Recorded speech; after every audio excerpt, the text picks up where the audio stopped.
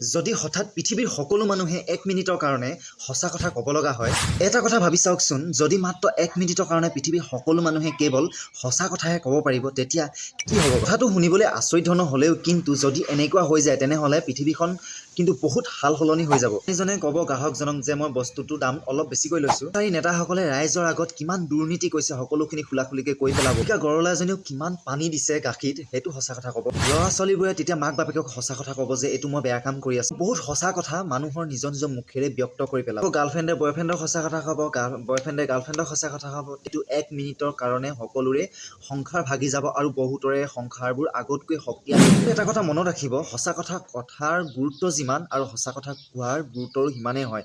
গতিকে সঁচা কথা এটা যে কিমান শক্তিশালী এটা অস্ত্ৰ আমি তেতিয়াই গম পাম যেতিয়া নেকি আমি সঁচা কথা কোৱাৰ এই 1 মিনিট শক্তিকণ আমি পাম। যদি আপোনাৰ হাতত এই 1 মিনিট সময় থাকে তেনেহ'লে আপুনি সঁচা কথাটো কাৰ আগত ক'ব কমেণ্ট কৰি জনাব।